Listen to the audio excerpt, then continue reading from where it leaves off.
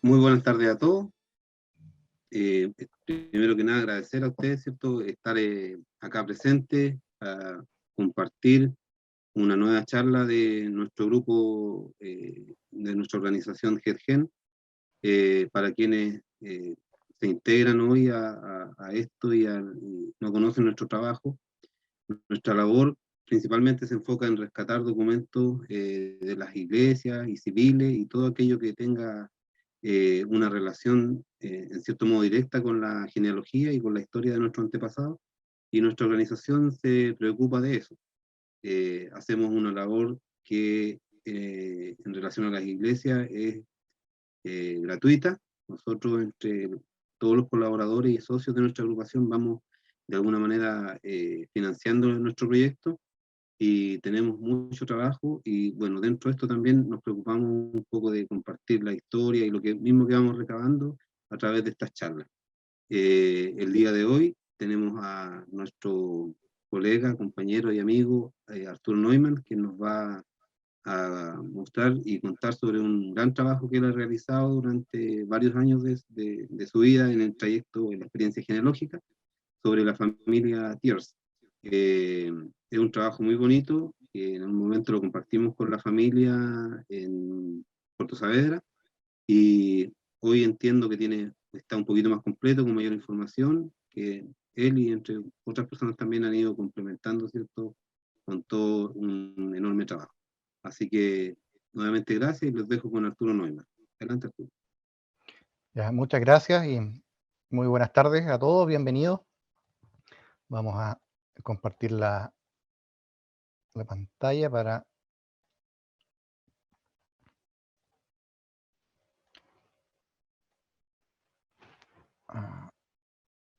ahí estamos. ¿Se ve bien? José, se ve perfecto. Se ve perfecto. Ya, perfecto. Ya. Bueno, gracias por acompañarnos en esta nueva charla de la agrupación GEDGEN. Hoy vamos a compartir uno de mis trabajos genealógicos que espero sean un aporte a la historia de nuestros ancestros, y además, por supuesto, compartir algunas de mis técnicas de investigación. Pero antes,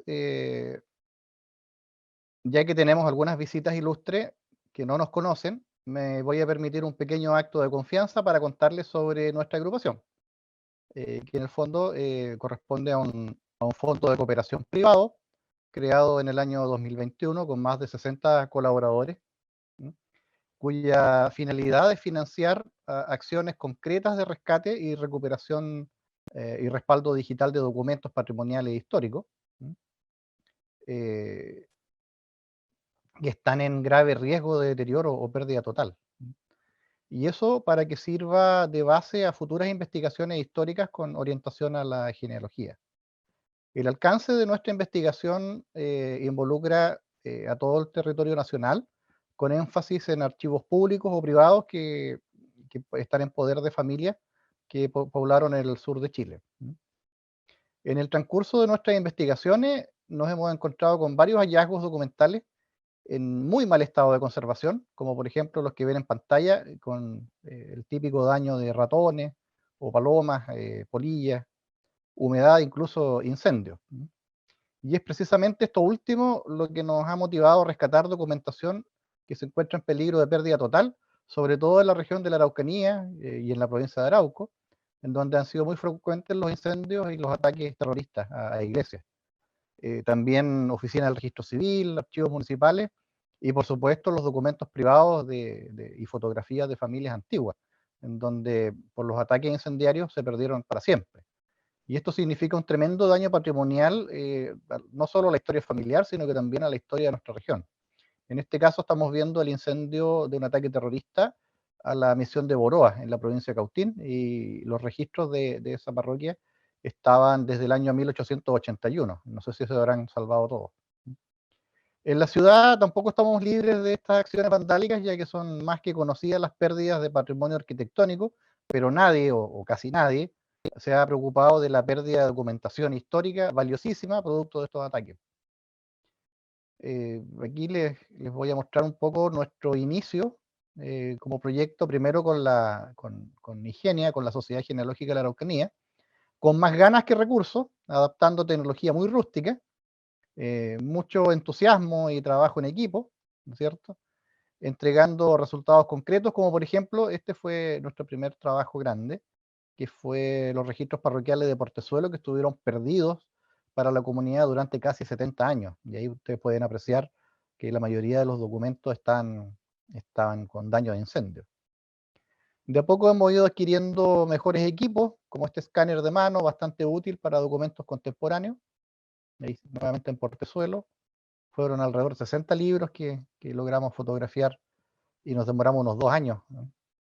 Actualmente ya estamos con un set de escáneres especializados que nos permiten digitalizar incluso documentos del tamaño de un diario grande tipo el Mercurio.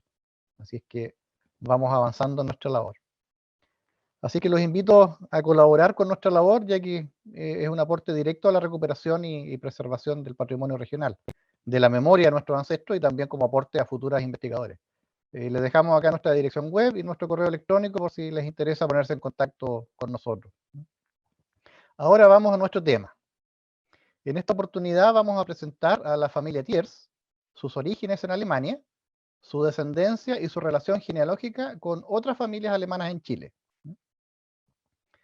Thiers es una familia alemana de origen francés, pero no de la Alemania que conocemos, sino más bien de esta otra Alemania, más bien el reino de Prusia, lo que está marcado en color naranjo, y los límites en azul, digamos, que abarca el periodo desde 1815 a 1871, que es el periodo donde salieron la mayoría de los ancestros desde Europa. La historia de los Thiers posiblemente comienza mucho antes, con la masacre de París en 1572, y la sangrienta persecución contra los hugonotes o protestantes franceses que dieron origen después a las guerras religiosas. Luego de continuas persecuciones que se mantuvieron por prácticamente 100 años, se produjo un éxodo de más de 200.000 personas a distintas partes de Europa, América y de África. Solamente a los países alemanes emigraron alrededor de 40.000 personas de origen francés. Thiers, como nomenclatura, es una ciudad ubicada en el centro de Francia, en la región de Auvernia, y sería el origen más probable de esta familia. Como aficionado a la genealogía, he aprendido todos estos años que no necesariamente dos personas con el mismo apellido pueden ser parientes. Para eso hay que demostrarlo documentalmente. Por lo que atribuir el origen de la familia Thiers de Chile a esta ciudad francesa sin un respaldo documental de por medio es más bien un error. Y el tema da para largo y no es el objetivo de la charla, pero en la práctica nosotros tenemos que quedarnos con el concepto de origen solamente hasta lo que el documento lo permite.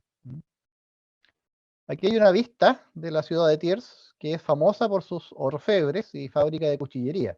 No me extrañaría tampoco que las guillotinas de la Revolución Francesa se hayan fabricado acá.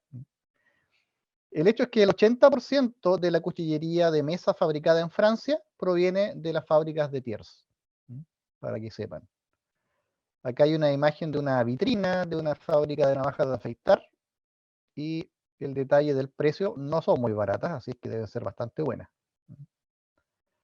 Actualmente esta ciudad tiene menos personas de apellido Thiers que la ciudad de Carahue en Chile. Se encuentra ubicada precisamente en una de las zonas de origen de muchas familias de hugonotes que emigraron a los reinos alemanes. La mayoría eran familias de comerciantes, labradores, mineros, artesanos y herreros, que eran oficios en donde más habían prosperado las ideas reformistas de los protestantes. Bueno, según los historiadores, fue una literal fuga de cerebros que sufrió Francia, y esto permitió que los países de alrededor, de aledaño, eh, eh, tuvieran un desarrollo mucho más avanzado en que en la misma Francia. Y esto protagonizado por los emigrantes franceses, que fueron los verdaderos artífices de la revolución industrial. De hecho, el mismo César Godefroy, que era el dueño de los veleros que trajeron a los colonos alemanes a Chile, era descendiente de una de estas familias de hugonotes que emigraron a Alemania. Se radicaron en Hamburgo.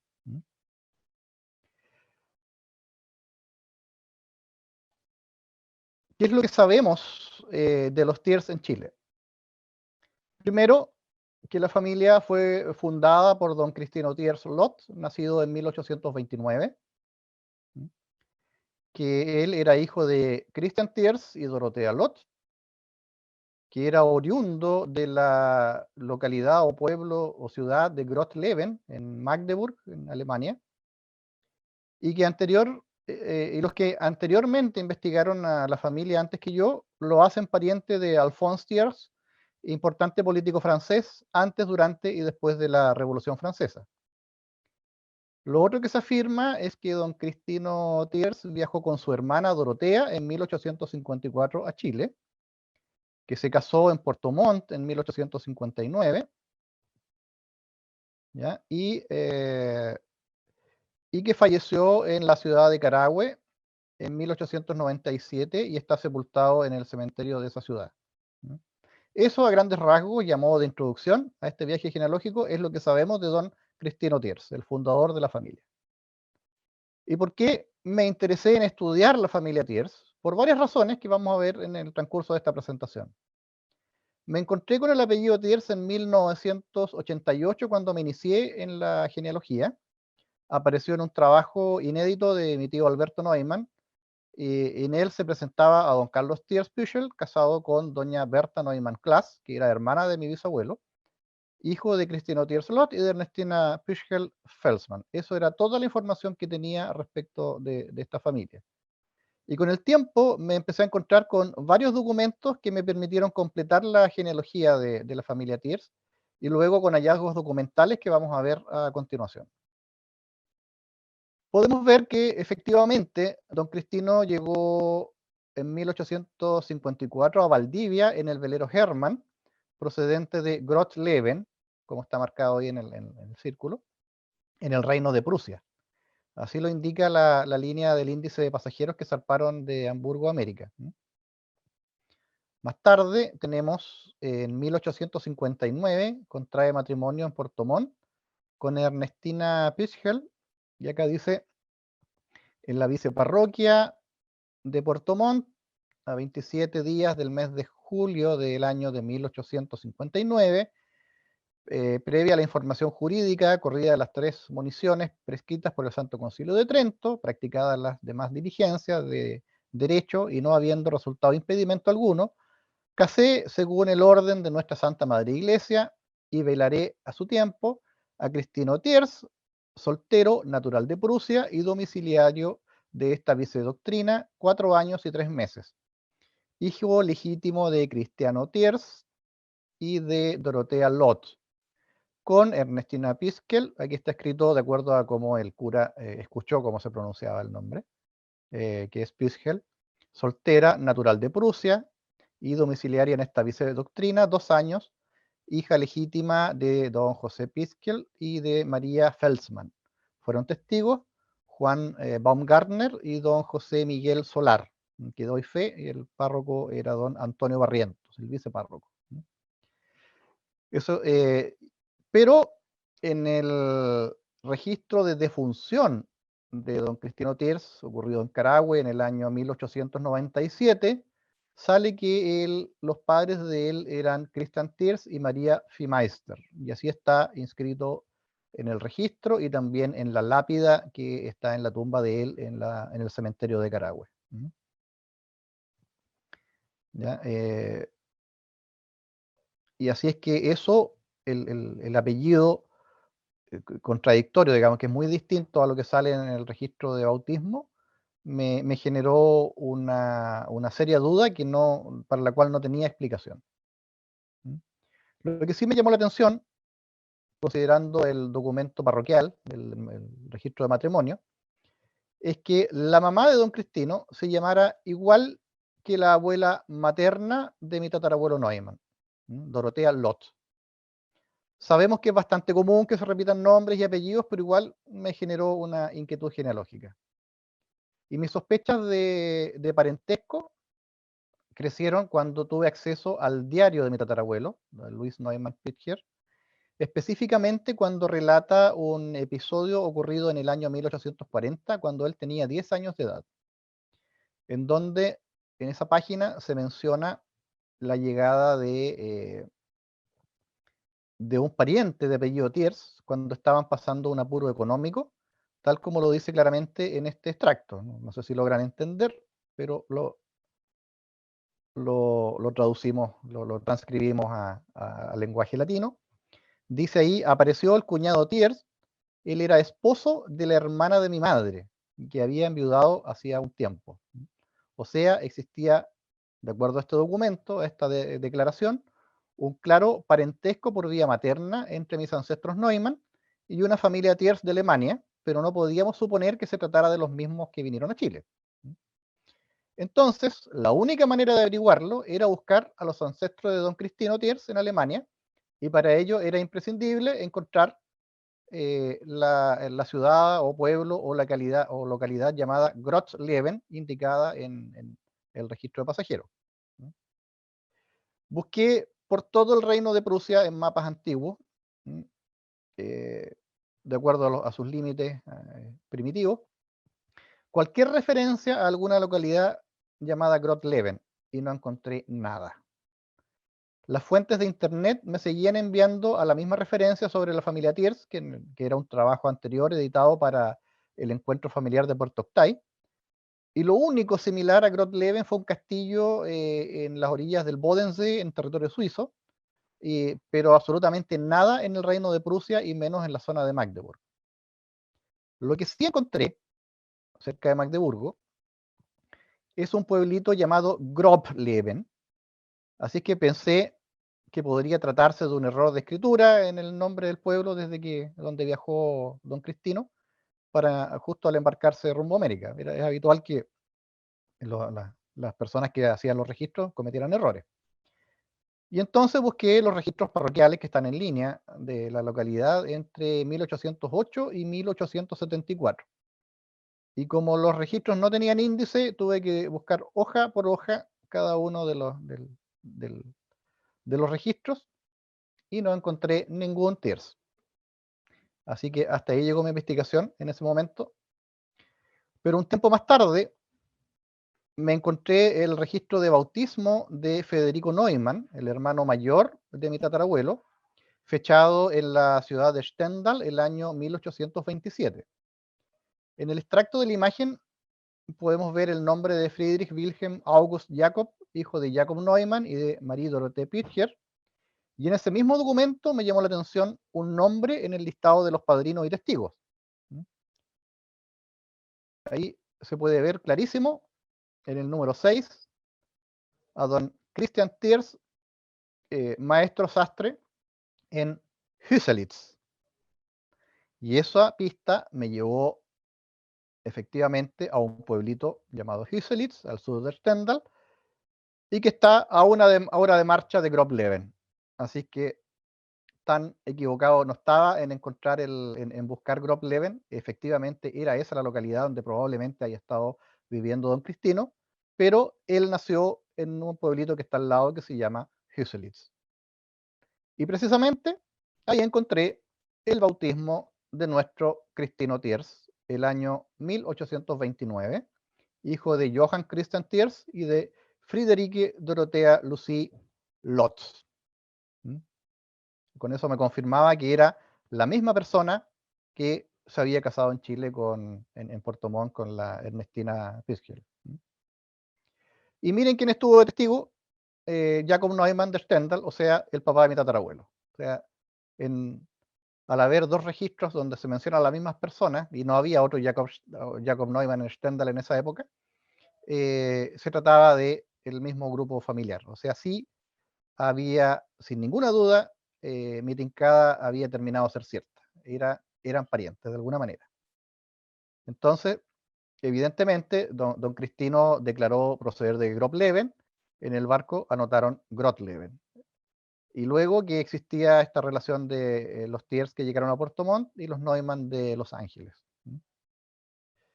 Bueno, un poco para conocer un poco el contexto geográfico de la zona donde estaba emplazado el pueblito de Hüselitz, podemos remontar, por ejemplo, al mapa de Tácito en tiempo del Imperio Romano, que ubica esta zona en territorio de los sajones, a la orilla del Albus Fluvium, que luego se llamaría el río Elba, más o menos en esta zona boscosa marcada con el círculo, entre las fortalezas romanas de Lefana, la actual Verben, y Maesvium, la actual Magdeburg. O sea, entre esos dos fuertes romanos se encontraba la zona donde en el futuro iba a estar Hüselitz. La primera mención de Hüselitz que pude encontrar es del año 1245 en el Codex Diplomaticus Brandenburgensis, que hace un listado de todas las parroquias de la época en el Sacro Imperio Romano Germánico. Actualmente el pueblo pertenece al Estado Federado de Sajonia-Anhalt y todo esto, a todo esto siempre me ha parecido interesante y me ha llamado la atención la similitud del águila de Brandenburg con la del Tirol en Austria, tema de otra investigación en otra área.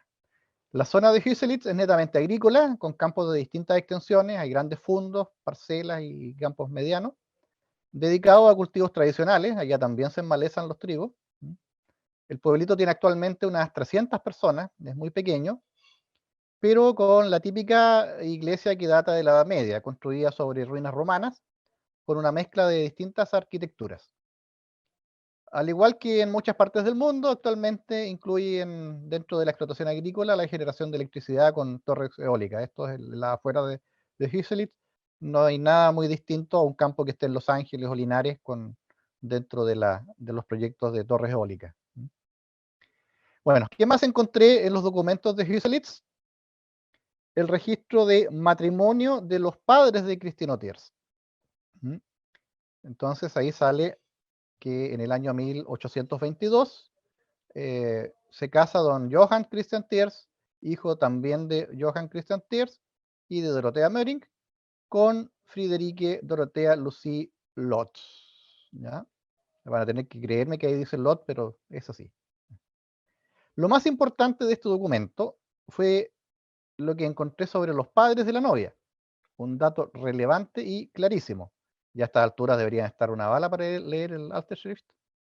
Dice, hija ilegítima de Marie Dorothea Lotz, actualmente esposa de Andreas Borstel en Lüderitz. ¿Y quién es esta otra Marie Dorothea Lotz? Pues la abuela materna de mi tatarabuelo, la misma que les mostré en el árbol genealógico al principio. Ella se había casado en Stendal en 1818 con Andreas Borstel, su cuarto matrimonio. Y eso fue años después de divorciarse de su anterior esposo, Friedrich Viehmeister, tal como lo dice claramente la anotación del registro. Dice ahí, divorciada del maestro hilador de tabaco, Johann Friedrich Viehmeister. Ahí está la dirección de él. Así es que este hallazgo documental confirmaba el parentesco entre las familias Thiers, Neumann, de Stendhal, y ahora con los Viehmeister, las tres llegadas durante el proceso de colonización al sur de Chile en la ley de migración selectiva de 1845. Volviendo a Hüselitz, encontré muchos más documentos asociados al apellido Thiers. Voy a mostrarle algunos, como por ejemplo la defunción de Johann Christian Thiers en 1819, que era el abuelo de don Cristino, el nacimiento de Dorothea Elizabeth Thiers, hermana de Cristino, en 1822, el fallecimiento de Dorothea Lotz, la madre de Cristino, en 1837, y coincide con lo anotado en el diario de mi tatarabuelo en 1840, que había recibido la visita del cuñado Thiers, esposo de la hermana de su madre, viudo hacía poco tiempo. ¿Recuerdan? Lo otro que encontré fue el matrimonio de Dorothea Elizabeth Thiers, la hermana de Cristino, en 1841 con Carl Daniel Repin. Y ambos tuvieron una hija llamada Elizabeth de Repin, nacida en 1842. Otro documento que encontré fue la confirmación de Cristino Thiers en 1843 y finalmente la defunción de Christian Thiers, el papá de Cristino, en 1854, que fue el mismo año en que viajó a Chile. Seguramente no teniendo más responsabilidades después de la muerte de su papá, se entusiasmó con la idea de emigrar a América siguiendo la propaganda en ese tiempo que hacía el gobierno de Chile. Hay varios documentos más que mencionan a Thiers, pero son de ramas paralelas, del mismo origen, pero es muy extenso mostrarlas todas. Sería ya un poco latoso, pero en lo contextual es que encontramos documentación de 2 o 3 generaciones anteriores a Don Cristino, eh, que lo ligan directamente a este pueblo en Alemania. Acá logré armar un esquema de un árbol genealógico de nuestro protagonista, todavía incompleto por supuesto, pero podemos remontarlo hasta alrededor de 1730, siempre en la zona cercana a Magdeburg. No he encontrado ningún documento que vincule a esta familia Thiers con inmigrantes hugonotes, pero no tengo dudas que lo son, ya que esa zona está plagada de apellidos franceses, ¿ya?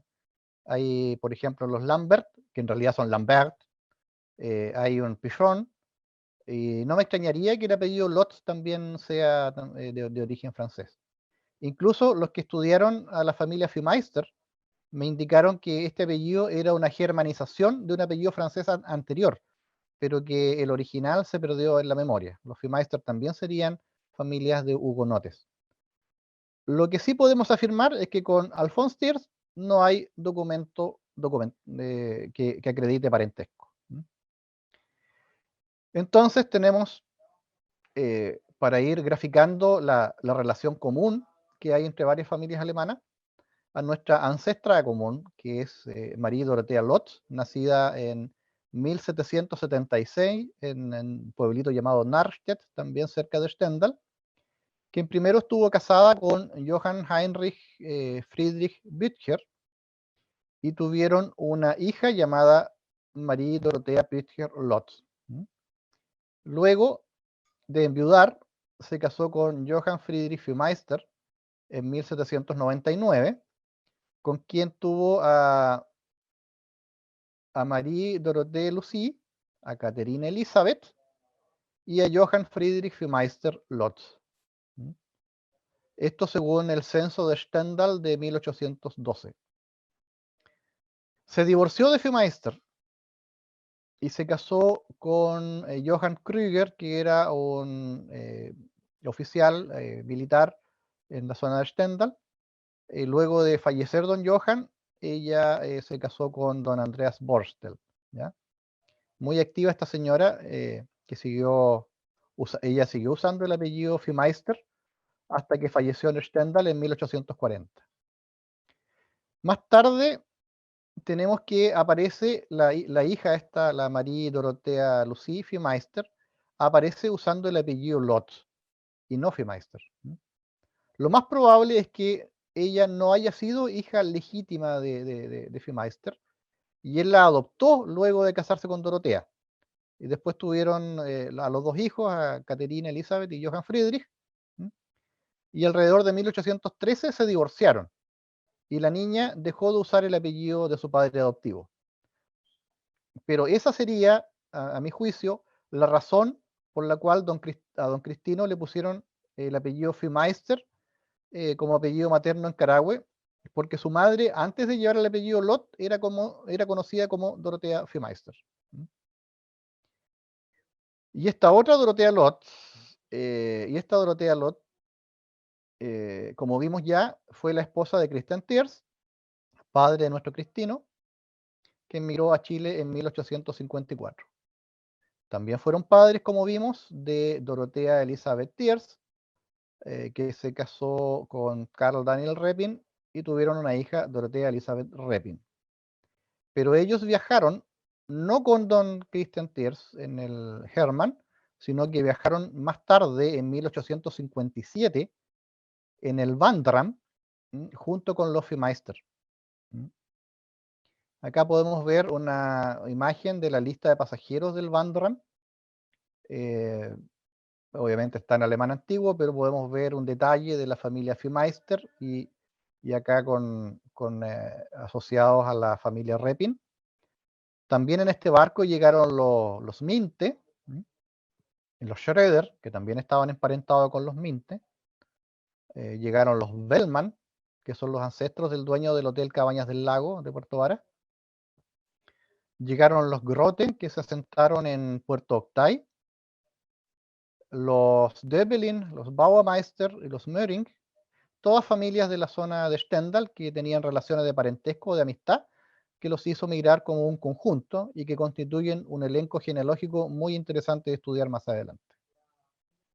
Los Fiemeister se establecen en Puerto Varas y dan origen a esta familia en esa zona y también a los de Los Ángeles y Contulmo.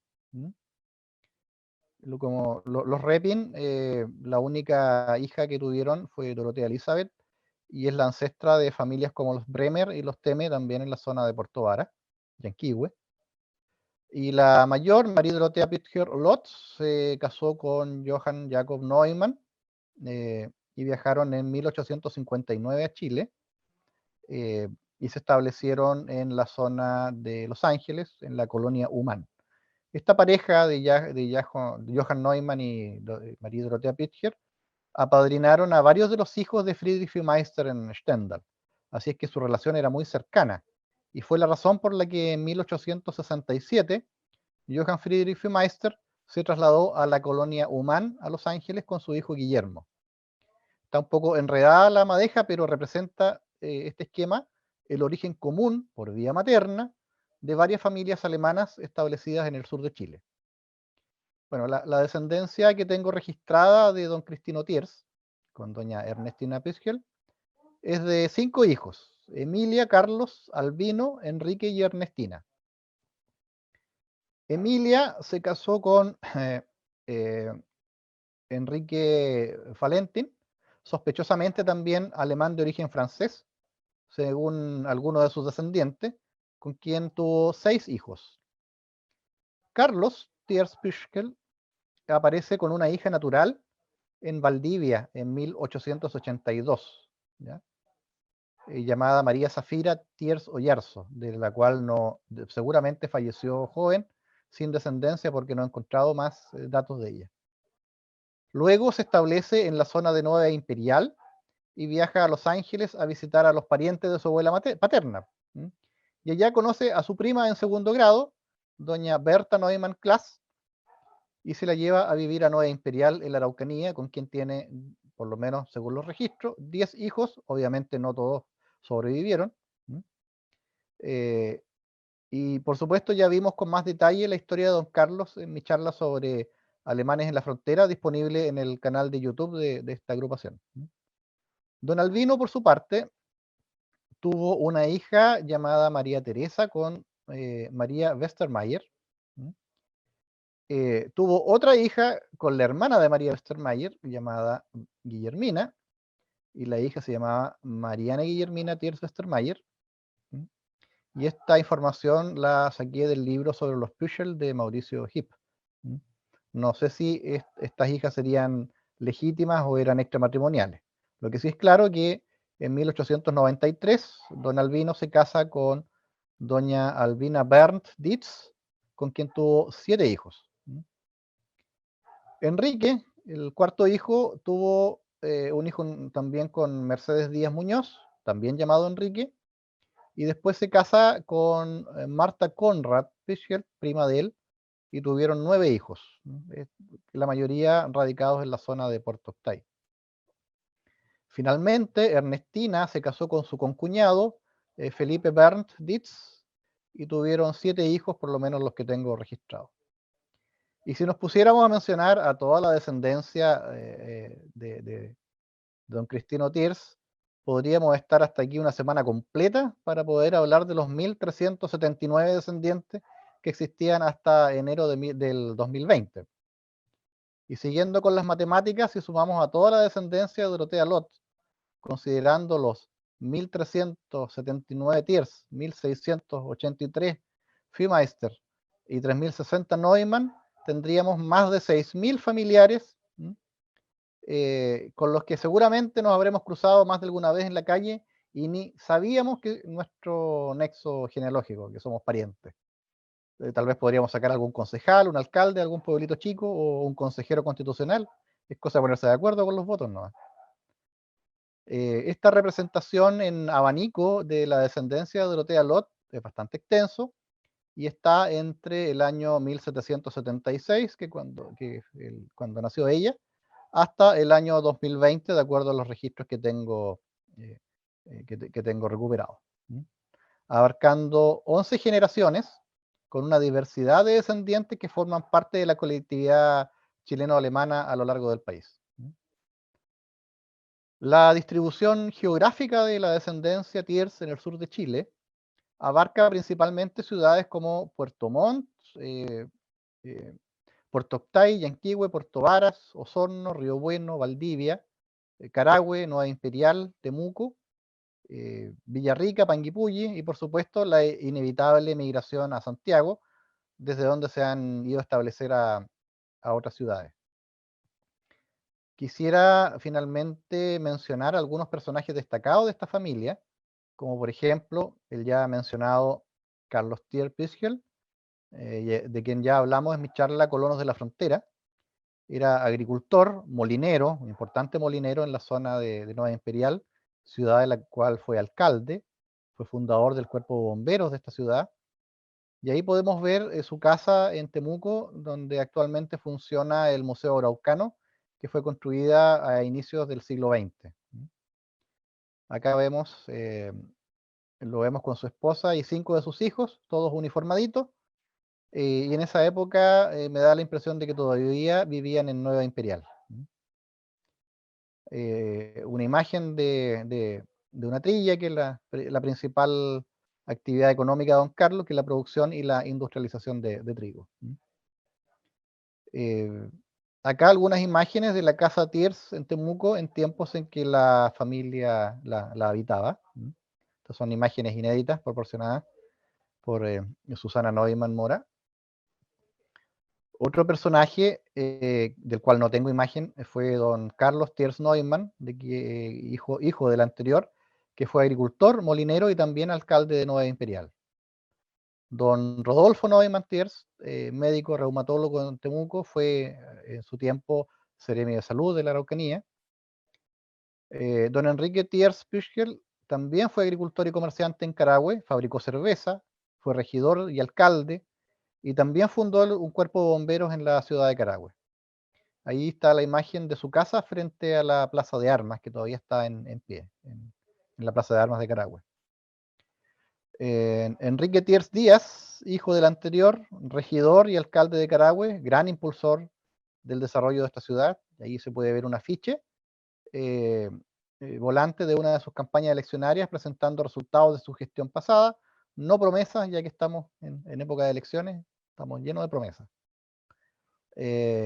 Don Adalberto Thiers Conrad también fue hijo de Enrique Thiers Pichel, fue dueño del molino Thiers, que aún está en funcionamiento. Partió trabajando en el molino de su tío Carlos en Nueva Imperial y luego se instaló en Carahue. Instaló la primera planta eléctrica de la ciudad de Carahue. Ahí está una imagen del molino que aún está en operación y el sello y marca que van en los sacos de harina que se pintaban con pintura. Don Osvaldo Thiers Díaz, hijo de don Adalberto, pintor y escultor, muy apreciado en Europa, poco conocido en Chile, suele pasar con nuestros artistas.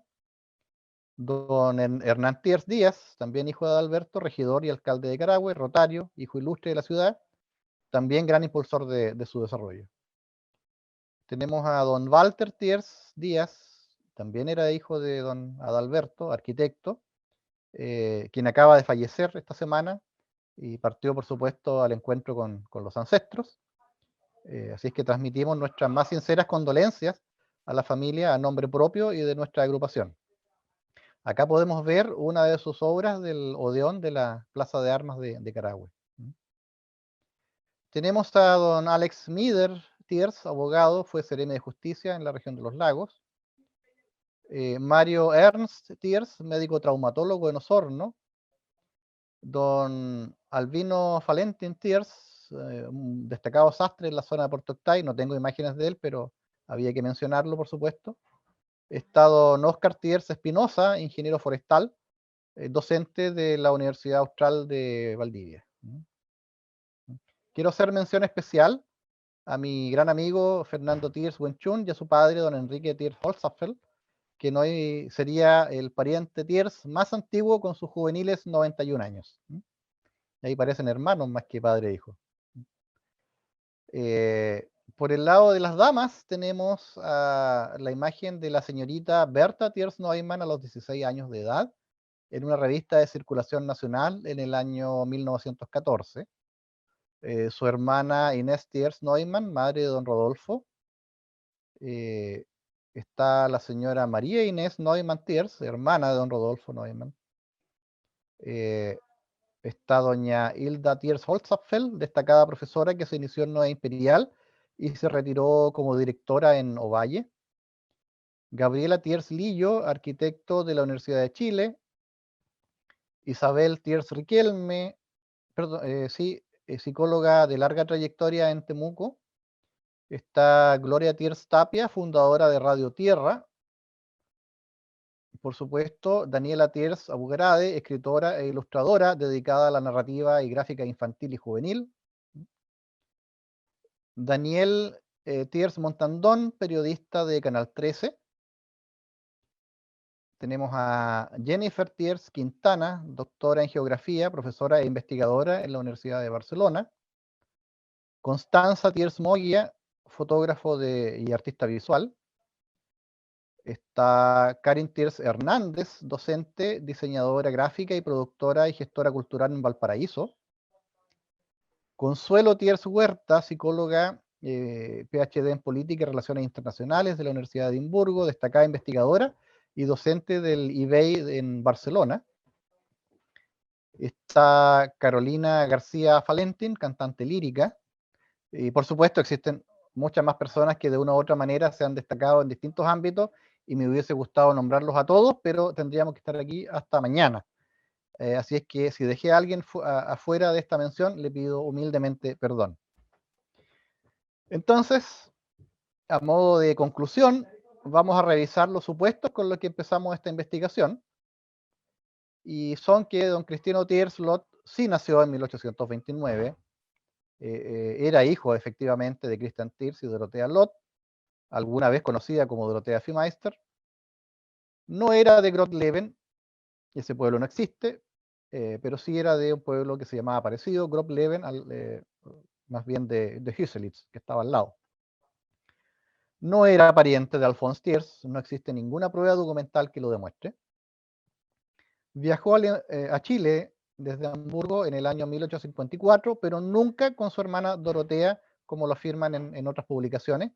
Ella viajó más tarde, en 1857, con su familia en otro barco. Sí se casó en Puerto Montt con Ernestina Pitschel en 1859, y como vimos ya falleció en Carahue y está sepultado en el cementerio de esa ciudad. Las familias alemanas relacionadas con los Tiers son, como vimos, los Neumann de Los Ángeles, y a través de ellos se emparentaron con los David, los Welt, Schulz, los Fiebig, los Ruedi de Curacautín, aunque son más bien suizos, los Kröll, familia originaria del Tirol, los Gundermann, Rickert, Egers, que son estas tres familias, pasaron tiempo por Lumaco. A través de los Repin, vimos que son ancestros de familias Bremer, Teme, y también están emparentados con algunos Messing, Keim y Berendt. A través de los Fiemeister existe descendencia con algunos Junge, con Schwerter, Thiebald, con algunos Schwabe, Gottschlich, con Hausdorff, Brintrup, Dietz, y por mencionar algunos. Hay una colección de apellidos descendientes de esta familia. Directamente por el lado Tiers tienen descendencia a Valentin, Köck, Gedicke, Kaller, Ernst, Berndt y Werner. Esto por mencionar las principales ramas familiares emparentadas, como ven, hay harta alemanidad en estos apellidos. Pero para no aburrirlos más, Muchas gracias por su atención y presencia en esta humilde charla y por acompañarme en este viaje genealógico. Por supuesto, no deben faltar las principales referencias consultadas.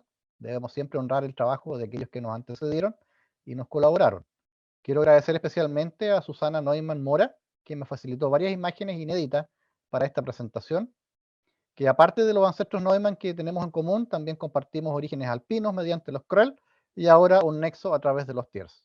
Muchas gracias nuevamente y quedo a su disposición para preguntas, comentarios, críticas, observaciones y correcciones.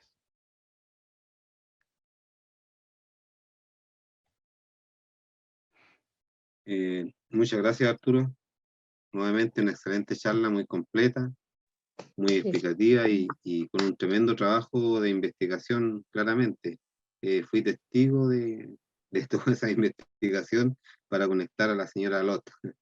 Sí. Bastante trabajo y se nota, además de todo, un profesionalismo enorme, porque hay que tener mucha teoría y mucho análisis para llegar a encontrar un nexo en común de tantas familias. Así que felicitaciones por tu trabajo, por tu charla, y bueno, si alguien quisiera hacer alguna consulta, está disponible el micrófono. Fernando tiene una observación, parece. Activa tu micrófono, Fernando.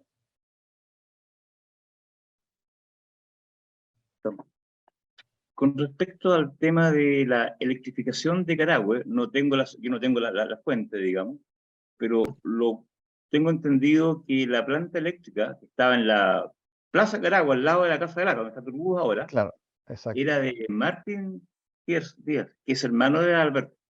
Ya. Y de lo que sí hay algún registro, porque alguien hizo una investigación en Alemania sobre el desarrollo del capitalismo en la Araucanía, es sobre el traslado de los motores para generar la electricidad, digamos, en vapor, digamos, cuando llegaron, digamos, Ya. está con el desembarco. Pero eso sí habría que chequear un poco la planta eléctrica. Si efectivamente, bueno, como eran hermanos, amigos y vecinos, digamos, todos Claro. a lo mejor efectivamente partió Alberto y después siguió manejando su hermano, ¿no? Pero lo que sí estaba ubicada en la casa donde estaba su hermano, de don Martín, que eso es donde está Ya. Turúa, en Nicaragua. Eso habría que, ahí No, tengo, ahí lo corregimos claro, para el encuentro la historia de 2024. la electricidad en la Araucanía. Sí, exacto. Okay. Ujú. Gracias, Fernando. Don Jaime Cortés tiene una pregunta ahí. Bueno, primero que nada, felicitaciones Arturo por el trabajo fantástico, muy detallado, una tremenda investigación. Y te quería preguntar justamente de eso, tú en esta investigación te antepones una metodología de investigación, porque al final concluiste, pero o va surgiendo medio espontáneamente según lo vas recopilando. ¿Cómo ordenas toda esa cantidad de información? Dijiste de que hubo muchos años entre medio, pero ¿cómo la vas arreglando, cómo la vas componiendo, toda esta cosa como para poder finalmente llegar a concluir? ¿Hay un proceso metodológico en lo que es la investigación? O sea, principalmente en lo documental yo procuro tener mis carpetas con todos los documentos claramente indexados con la información de cada uno de los registros, tanto parroquiales como los de la Iglesia Luterana, y documentos alemanes. eh, y de ahí voy extrayendo información. Lo que pasa es que normalmente uno se pone a revisar el nombre del papá, nombre de la mamá y el bautizado, pero nunca revisa en documentos, sobre todo los documentos alemanes, a los padrinos y testigos. Eh, y evidentemente al principio yo tampoco lo hacía. Fue con el tiempo, revisando con más calma los documentos, que me fui encontrando con nombres, como el caso de encontrar a don Christian Thiers, el papá de don Cristino, en un documento de bautismo de un Neumann en otra ciudad, en Stendal, que era el hermano de mi tatarabuelo, donde fui relacionando. Por supuesto, metodología, se va, la metodología que uso principalmente es recurrir al documento fundante. O sea, si volviendo al caso la mención de Christian Thiers en un documento de Stendhal, lo mencionan en la ciudad de Hüselitz. Entonces me fui a revisar cada uno de los documentos de Hüselitz hasta encontrar un Thiers. Y de ahí le seguí la pista. Encontré evidentemente el bautismo de don Cristino, están mencionados sus padres, calculando más o menos en qué año pudieron haberse casado. Hago una búsqueda de matrimonios de esa zona y ahí voy encontrando documentos. A veces me dicen, no, fulano de tal se casó con tal, pero era de otra ciudad. Entonces me voy a esa otra ciudad a revisar los registros y voy encontrando documentos. Y cada vez que encuentro un documento, lo copio y lo guardo en una carpeta. Y evidentemente toda la información genealógica la voy usando, la voy acumulando en un programa genealógico muy antiguo que es el Personal Ancestry File, que era, ya no está en circulación, pero lo mantengo. Y ahí voy ordenando todas las ramas familiares. Pero mi metodología de trabajo es siempre seguir la pista del documento fundante. A Perfecto. veces Oye, dale. perdón, pero ¿cómo vas a estas fuentes? Yo creo de que Internet te ha facilitado mucho Esto, por la supuesto. búsqueda, pero y antes de Internet, ¿cómo te la ibas arreglando? A Porque ver, es más antiguo toda esta investigación, ¿o no? O sea, ¿es pre-Internet? sí, mi investigación partió pre-internet con una genealogía escrita en una hoja de mecanografiada, a la cual le encontré varios errores y con el tiempo me comprometí con el tío Alberto Neumann a corregirla, pero después él falleció y me quedé con el trabajo de él y con la misión de ir completando. Luego me fui a estudiar me vine a estudiar a Temuco desde Los Ángeles y me encontré con una serie de parientes que no conocía y los fui vinculando hasta lograr mis primeros 1000 individuos del árbol genealógico, por ahí por el 1990, y de ahí ya no paré hasta cuando llegó los archivos en línea de, la iglesia mormona. Ahí ya pude encontrar varias fichas y documentos o referencias a documentos a los cuales después tuve acceso. Hoy día uno puede tener acceso a documentos alemanes, de europeos de distintas zonas, que permiten a uno seguir la pista. Hoy día está todo en línea. Y los documentos alemanes están todos disponibles. La dificultad está en saber leer en carácter gótico antiguo manuscrito. No me considero un perito, pero me defiendo bastante bien con esa documentación. No, sin duda de que hay que tener un muy buen manejo de lo que es la lectura de todos estos caracteres tan antiguos y con la pluma, distintos trazos, distintos rasgos que de repente te desvirtúan un poco la letra y dificultan. O sea, por el tiempo que tú llevas, ya debes de tener un amplio manejo.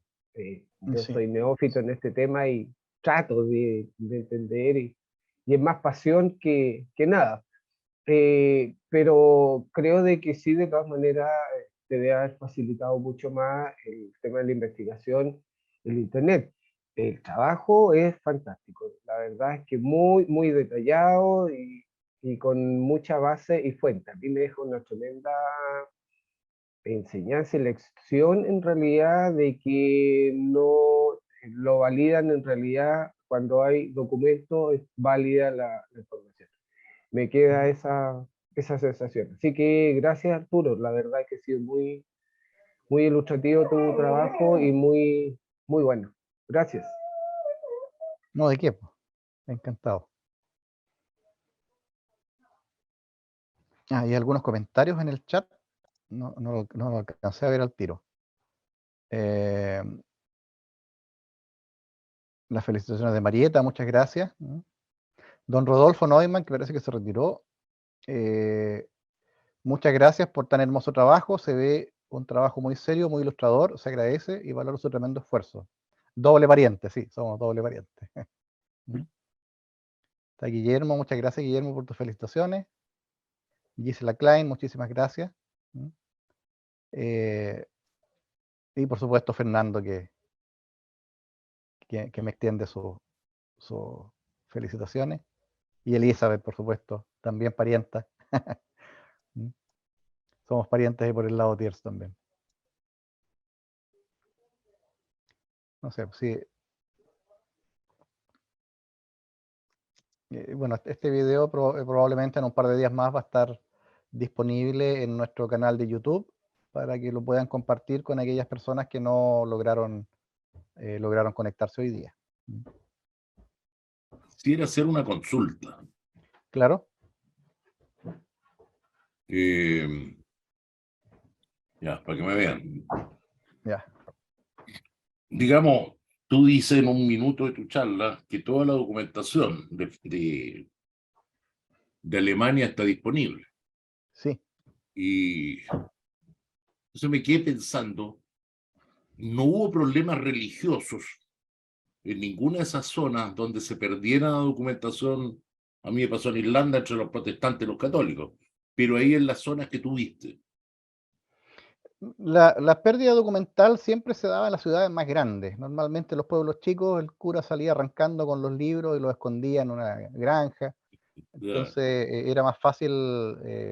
De hecho, en Stendhal hay documentos escritos en latín todavía del año 1200 y tanto. O sea,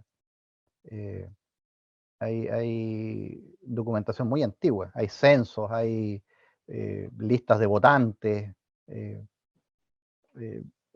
cobros de impuestos. Uno tiene la suerte a veces de encontrarse con pueblitos que guardan mucha documentación. Otros no, por supuesto, pero en la práctica, las ciudades más grandes yo creo que son las que tuvieron más pérdidas de documentos. Gracias. Eso que indicas tú, Arturo, es bastante cierto, porque yo también he estado revisando y creo que los compartí hace unos días con ustedes, buscando un italiano, y también hay pueblitos chicos que en realidad tienen bastante información, y si uno busca en los pueblos, en las ciudades grandes, muy poca o casi nada hay como antes de 1900, incluso antes de 1800. Pero en los pueblitos chicos sí hay, pero está en latín. Sí.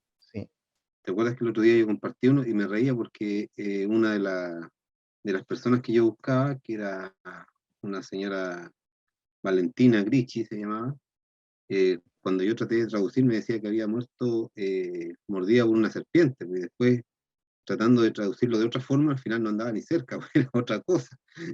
Porque esa era Yo te como decía. la traducción que me daba como primera instancia, decía mordida por una serpiente. Y yo dije, chuta, qué mala suerte. No, si Y el traductor latín de Google no es muy bueno, te lo no, aseguro.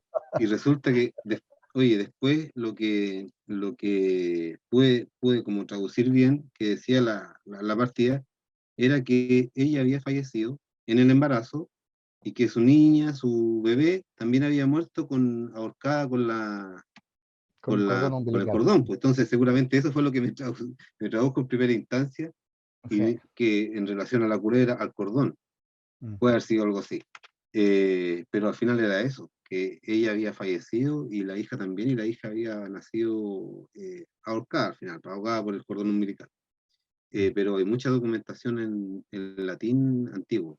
Y Sí. claro, es difícil tratar de entender, y como bien decía, hay mucho que aprender en todo esto de la genealogía. Entonces uno se da cuenta que la genealogía no es solamente buscar nombre y fecha, uno tiene que aprender muchas cosas.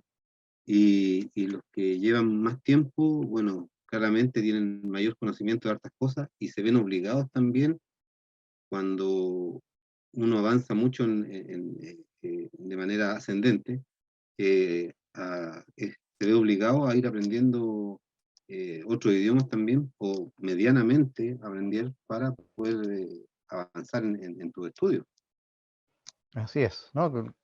Lo que te conté durante la pandemia cuando me llegó ese link con los registros parroquiales del Tirol, están ahí escritos en una mezcla de latín con alemán. Entonces, es bien complejo ir traduciendo la información. Pero al final uno aprende y Sí, por el lado cruel llegué hasta 1595 con información. ¿te acuerdas cuando hice una investigación de Carrillo Shell. Los Shells, sí, también. ¿Te Llegaste acuerdas súper que atrás. también era francés en un principio? Porque hasta Sí, 1700 era, más o menos sí, 1600 y algo era francés, y después pasó a Alemania, y después pasó exacto. a Estados Unidos. Ujú. Y tenían también por el tema del hugonote y algo así pasó. Sí, no, sí hubo mucha migración. Sí, yo creo que la ruta que siguieron los Thiers, si es que eran de la ciudad de Thiers, era a través de Suiza. Los Fiumeister pasaron por Suiza primero y de ahí remontaron hacia el norte y se establecieron en la zona cercana a Stendal, a la orilla cerca de Magdeburg. Y casi todos no eran, aparte de agricultores, tenían otras profesiones. Mis ancestros Neumann eran hilanderos de lino. La agricultura era un rubro secundario. Los Fiumeister igual se dedicaban a la fabricación de tabaco, digamos, de cigarros, eh, más allá de las actividades agrícolas o ganaderas que tuvieran. Arturo, Además, en la Europa de esa época, ellos no eran dueños de la tierra, ellos arrendaban campos. claro, El dueño era el señor feudal que venía desde del tiempo del Sacro Imperio Romano Germánico. claro. Arturo, y en los primeros, bueno, de los primeros colonos alemanes, ¿cuánto aproximadamente demoraba el viaje de Europa al sur de Chile? Bueno, entre 5 o 6 meses. Mm, En un viaje en velero, partían en Hamburgo y terminaban siempre en Corral, después en Talcahuano y Valparaíso. Pasaban no por el Estrecho de Magallanes, la travesía era por el Cabo de Hornos, normalmente. Hubo un barco, no me acuerdo si el Australia u otro, no me acuerdo cuál. Demoró 11 meses en casi el año, porque cruzaba el Ecuador y los vientos alisios lo mandaban de vuelta para el de vuelta, norte, y ahí tenían que conseguir alimentación en Brasil o en Argentina, iban a cruzar de nuevo, de vuelta para el norte con una tormenta. Eh, Creo que hubo un barco que demoró 11 meses en llegar. Por eso mm, el sacrificio de esos viajes claro, imagínate, hacinados, porque eran barcos de carga, ni siquiera eran barcos de pasajeros, claro, eran trasladados literalmente como ganado. ¿Mm? Así es me que te imagino, imaginarás las peleas que habían adentro, el hacinamiento. No, había que tener el cuero duro para viajar me imagino que en sí. esa condición. Oye, Arturo, en alguna ocasión, no sé si lo has averiguado alguna vez, cuando los colonos, bueno, en general, no en especial esta familia o alemanes, cuando empezaron a instalar los primeros molinos acá, me imagino que ellos compraban toda la maquinaria en Europa, no sé si en Alemania, no sé en qué lugar los comprarían. Bueno, los primeros molinos eran de piedra y eran con piedra de acá. Ya, Pero cuando empezaron a especializarse y se dieron cuenta que estos molinos de piedra eran de bajo rendimiento y generaban unas harinas no muy buenas, empezaron ya, una vez ya llegada la época del vapor, eh, y los viajes eran más rápidos, ya un vapor te demoraba un mes, 20 días en cruzar de Hamburgo y llegar a Talcahuano o Valparaíso. Y ahí podían importar maquinaria eh, más especializada. Y evidentemente trajeron molinos más que de piedra, de martillo. Muchos instalaron, como lo vimos en el molino Falk en Carahue, sí, máquinas a vapor. Otros instalaron plantas eléctricas para poder mover el molino con motores eléctricos. Así lo hizo eh, el molino Heck en Los Ángeles, que fue uno de los primeros molinos con motor eléctrico. Tenían turbina, mucho antes, había turbina eléctrica mucho antes que la central Chivilingo en, en Lota, y la central Chivilingo no es la primera planta eléctrica de Chile. El- hay que revisar ahí cuál de los molinos que tenían planta eléctrica fue de los primeros. ¿Y Sí, cómo funcionaban los molinos de piedra? eh, Principalmente accionados con agua, colocaban una rueda de madera Ya, segmentada a la orilla de un estero, desviaban el agua y con eso accionaban las piedras que giraban, eh, y por el centro de la piedra superior se le iba agregando de a poquitito la harina que iba cayendo por gravedad a las orillas. Ahí la recogida, levantada a veces a pala, después con capacho, también accionados por agua, hacia los cernidores. Bueno, Sí. me hiciste acordar de los molinos del norte, el Chilean Mill, ¿Ya? que era el mismo principio, pero no tenían agua. No. Ujú. Entonces ahí había un burro con los Correcto. ojos vendados, ¿ah? Con los ojos Ujú. vendados para que daba vuelta y vuelta.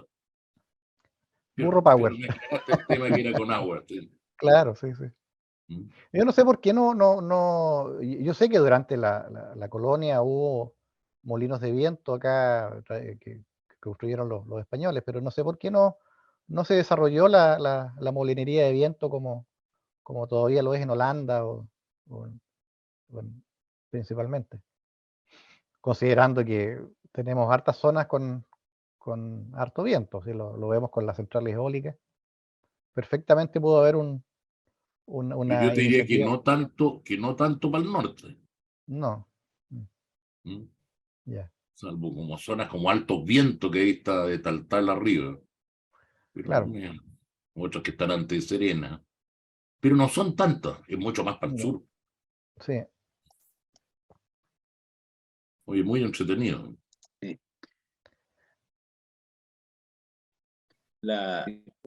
Cuando se cambian los molinos de piedra a los molinos de cilindro, en la época de 1910 para 1920, la producción de estos molinos modernos, ¿no?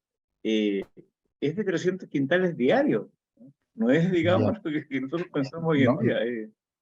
Yo hice una investigación acá en Melipilla, que está en la piedra, la plaza, está la rueda de piedra, de un ciudadano alemán que compró un molino en el año 20 y lo modernizó. Y trajo un molino de cilindro y dos auxiliares y su cifra de producción, 300 quintales diarios.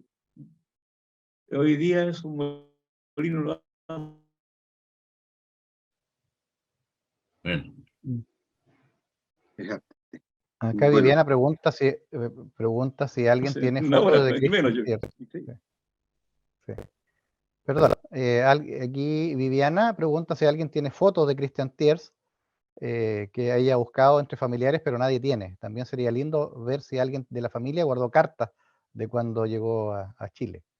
La verdad es que fotos podrían haber, pero tienen que haberse Después se puede quedado añadir en la casa, ahí en la casa en la, museo, ahí puede que puede que haya.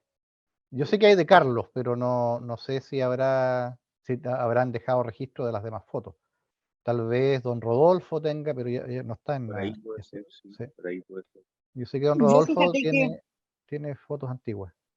yo encontré un álbum que dejó mi abuela y tenía muchas fotos hermosas y también encontré unas fotos del bisabuelo Enrique Ya, Thiers, y de cuando él era jovencito, fotos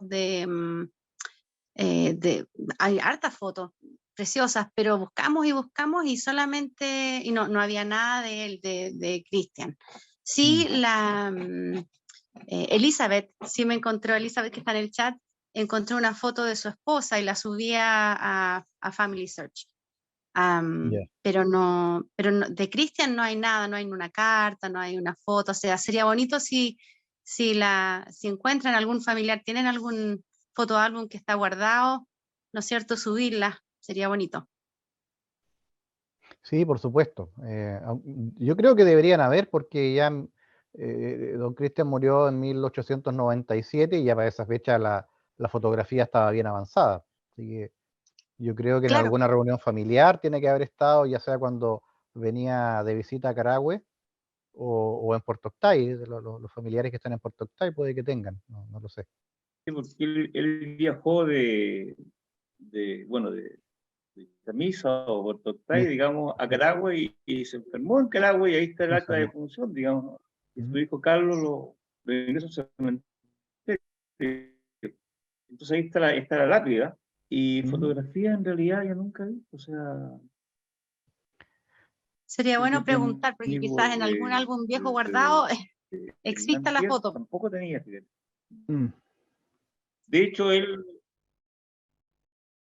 hecho, estábamos conversando una vez del tema de Caragua, y me dice, oye, hay un Tiers más abajo, pero no es el primero, no sé quién será. Y como decía Filmeister, y él decía, era Alot. Entonces él, curiosamente, no sabía que estaba el primero ahí. Y claro, Sí. A mí me llamó la atención.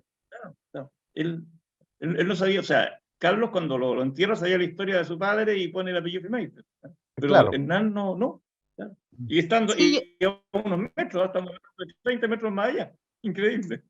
Sí, yo también tenía familiares que pensaban que era un primo, pero después cuando empecé a subir, o sea, a armar información en Árbol Familiar, en Family Search, eran las mismas fechas. Entonces ahí Claro. empecé a preguntar con los tíos y me dijeron, no, pero es Lot o es Bimeister. Y ahí empezó la duda también en la familia de nosotros, pero era porque mi abuelita siempre para el Día de los Muertos siempre iba a haber ciertas tumbas en Carahue. Y esa era una, porque las limpiaban todos los años, así que se sabía quién era, pero ahí estaba la pregunta del segundo nombre, del segundo apellido. Claro, del segundo apellido, ¿no? Aquí con esta investigación dilucidamos el Sí, te misterio pasaste. claramente. Sí, Hazte investigación. ¿Mm? Sí. Sí, la investigación. Gran mérito de Arturo. Además, con la Muy documentación bien. que... No, sí, imagínate lo que salté de la silla cuando encontré el primer hallazgo que decía que era hija ilegítima de Dorotea Lot, casada con Andreas Borstel. Chuta, esa era mi Dorotea, o sea, nuestra Dorotea, ancestra común de varias familias alemanas en Chile. Lo sé, me llamaste y me contaste. Sí, como a las 2 de la mañana. Sí. ¿Y saben ustedes algo de la historia del papá? Porque es ilegítima, pero no hay ninguna luz de quién era el papá de ella. No hay ninguna luz realmente de quién podría ser el papá. Porque Dorotea Lot se quedó viuda de Friedrich Spitzer, que es mi ancestro, y luego tuvo a esta hija justo un año, no sé si un año antes, un año después, pero la cosa es que durante el matrimonio con Fimeister nació, o alrededor del matrimonio con Fimeister nació esta Dorotea. Y me da la impresión de que es una hija prematrimonial y ¿cómo se llama? La adoptó Fimeister, después pelearon, digamos, y se quedó, volvió a usar el apellido de soltera de la mamá. Materno, ¿no? Ujú, claro. Gracias. Pero la Oye, Dorotea Lot antigua siguió usando el apellido Fimeister hasta que falleció, a pesar de que se casó después con Johann Krüger y con Borstel. Pero ella siguió siendo Dorotea Fimeister. oye, si me permiten, yo quería hacer otra pregunta respecto a los datos que se están buscando. ¿Cómo se van a llegar después esos datos al mundo? Así como uno dice Family Search, entra y están los datos. Todas las indexaciones que se están haciendo van a ser publicadas. ¿Cuál es el método? No, van a ser de acceso solamente para los socios integrantes del grupo. Ya, A petición de, digamos, probablemente estamos justamente viendo una metodología para que no sea un archivo tan pesado, para poder dar a conocer los índices y de ahí, de acuerdo a los índices, buscar el dato y se le entrega el dato. ya. La idea es que lo que se está haciendo ahora es traspasar esta información a planilla y una vez que estén las planillas completas, obtener de ahí, sacar un índice y ese índice lo vamos a colocar a colgar en la página web, ¿cierto? De GetHelp, y ahí lo van a poder revisar con total libertad los miembros de la agrupación. La idea es que también, como son índices que nos van a tener mayor información, como el lugar, la fecha, o sea, fecha a qué corresponde y al lugar que corresponde, ¿cierto? Porque como el dato principal, lo más probable es que sí sea información como que esté abierta pública, cosa que si alguien externo a GetGen lo quiere revisar y diga, chuta, aquí hay un antecedente que me interesa, lo solicite, pero en el caso como nosotros, bueno, como bien tú lo sabes, nosotros en cierto modo nos financiamos con la colaboración de todos los socios. La idea es que, por ejemplo, si alguien externo necesita un dato, haga un aporte para el trabajo que estamos haciendo y así se le entrega la información. ¿Me entiendes? Pero no así para los socios. Los socios, si encuentran 1 o 2 datos, pueden revisar el archivo entero si quieren y pueden pedir la información que necesiten, sin nada más, porque son parte de la agrupación ya. Bueno, ha sido muy agradable la conversación, pero creo que estas charlas son para... Cuéntanos tu historia, ¿cierto? Y agradecemos a Arturo, ¿cierto?, por su charla, muy entretenida, muy buena en realidad, y a ustedes también por participar, por estar presentes y hacer consultas, ¿cierto?, y hacerse parte de estas reuniones tan maravillosas y que en realidad todos vamos aprendiendo un poco de la experiencia que cada investigador tiene, ¿cierto?, porque eso es lo importante, que vamos aprendiendo y conociendo el trabajo de nuestros colegas. Y porque al final vamos a terminar siendo parientes. Con Arturo yo ya lo soy tantas veces, quizás con 18 veces varios más de hasta acá. ahora. Yo creo que con Jimena también, porque yo también tengo cerda. Bueno, Por ahí hay hartos parientes, así que los voy a dejar invitados a la próxima charla, que es la primera quincena de mayo, donde vamos a hablar de la familia Villagra. Villagra, interesante. Un joven que estudia esa familia, tiene un estudio bastante interesante y completo de su familia, así que él nos va a contar sobre su trabajo. Así que eso, no sé si alguien quiere comentar algo más, no, para irnos despidiendo. Solo dar las gracias por la oportunidad de estar con ustedes. De verdad, muy interesante todo. Muchísimas gracias, No, José. Gracias a ti. bienvenido. Y muchísimas bienvenido. gracias, Arturo, que te he conocido a través de las redes sociales, porque te veo siempre con José. Así que un gusto verte y escucharte. Muchas Sí, gracias. no, ¿de qué? Pues ojalá que en buenas intenciones, porque a veces me porto mal. El que esté libre de pecado. Sí, Sí. que tire el primer caso, justamente. Sí. Bueno, ha sido un gusto verlo y nos vemos luego. Igualmente.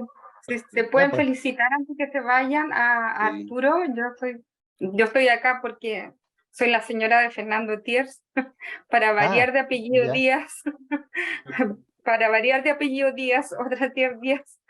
Sí. No sé qué les pasa con los Thiers Díaz, con los Thiers, pero felicitarla a Arturo Neumann y a José Amador, que lo tengo en Face, y decir, en realidad el trabajo es magnífico. Realmente es un trabajo que deberían destacar y deberían tener, no sé, mi familia también es del sur de Chile, creo que por eso me casé con un Thiers. Y el tema de la Dorotea, a mí me llama la atención el tema de cómo se separa una mujer en esos tiempos y se vuelve a casar. No sé si hay más que los motivos. Quería hacer solamente esa pregunta, los motivos que tenía para casarse, que hasta el día de hoy son problemáticos para nosotras las mujeres. Sí, mira, en general las iglesias protestantes eran más permisivas en ese aspecto. Ten en cuenta que todos estos archivos que encontré son de iglesias luteranas. En la iglesia católica es muy difícil encontrar un divorcio, pero la principal causa era la infidelidad. Fiemeister también se casó 4 veces, o sea, él tampoco era el San Fiemeister, no, también yo creo que se pegaban los cuernos entre los dos, yo creo. ¿Ah? Y como alguien dijo que esté libre de pecado, que tire la primera tosca, entonces... Como estaban en América, sí, nadie los conocía. No.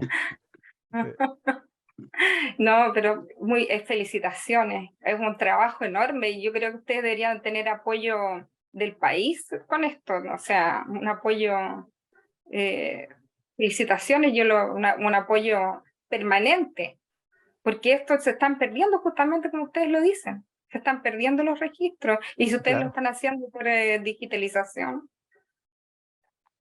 Bueno, chicos, ha sido realmente un agrado la charla, se nota que nos hacía falta juntarnos. Sí, Porque, queríamos hablar harto. harto.